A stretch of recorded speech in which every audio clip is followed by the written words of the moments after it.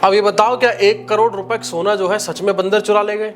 अगर कोई आपसे ये कहे कि पुलिस की कस्टडी में रखा करोड़ों रुपए का सोना बंदर उठा के ले गए, तो शायद आप भी इसे मजाक ही समझेंगे। लेकिन उत्तर प्रदेश के लखीमपुर से सामने आया एक मामला बिल्कुल ऐसा ही है और यही दावा खुद पुलिस की तरफ से किया गया है।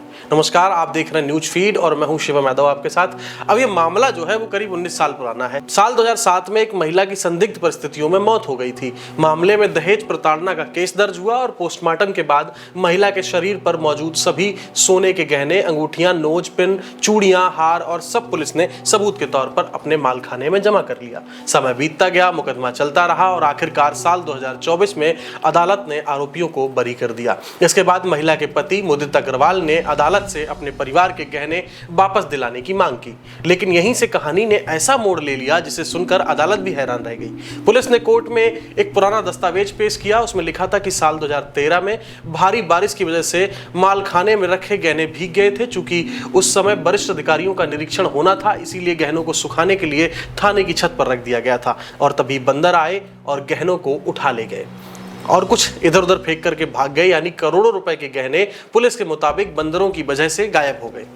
अब इस दलील पर अदालत ने जो है वो कड़ी नाराजगी जताई है। कोर्ट ने जब सवाल पूछा कि किसी आपराधिक मामले से जुड़े इतने कीमती सबूत को आखिर खुली छत पर कैसे रखा जा सकता था, अदालत ने यहां पर यह भी कहा है कि बंदरों वाली कहानी भरोसे के लायक नहीं लगती। इसके बाद पूरे मामले की विभागीय जांच के आदेश भी दिए गए और पीड़ित को गहनों की कीमत के बराबर मुआवजा देने का निर्देश भी दिया गया है। पुलिस ने यह बताया कि गहने साल 2007 से 2009 के बीच गायब हुए थे। उस समय मालखाने की जिम्मेदारी जिन अधिकारियों के पास थी, उनकी अब मृत्यु हो चुकी है और इसी वजह से जिम्मेदारी तय करने में भी दिक्कत बताई जा रही है। लेकिन पीड़ित परिवार का यह कहना है कि उनके पास गहनों के सभी दस्तावेज मौजूद हैं, फिर भी ना तो सोना वापस मिला और ना ही अदालत के आदेशों के बावजूद अब तक कोई मुआवजा दिया गया। जनपद न्यायाधीश महोदय ने एक ऑर्डर पारित किया। उसमें ये लिखा कि जो ये बंदरों के बात बताई जा रही है ये समझ से परे है।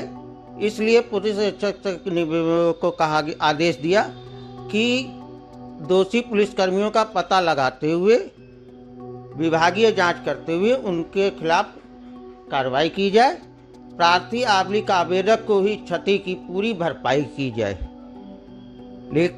आदेश हुए 2 महीने से ऊपर हो चुके हैं, लेकिन अभी तक कोई क्षतिपूर्ति का लाभ मुझे नहीं प्राप्त। यानी सवाल सिर्फ इतना नहीं है कि सोना कहां गया, सवाल यह भी है कि अगर पुलिस की कस्टडी में रखा करोड़ों का माल ही सुरक्षित नहीं है तो आम आदमी सबूतों की सुरक्षा पर भरोसा कैसे करे।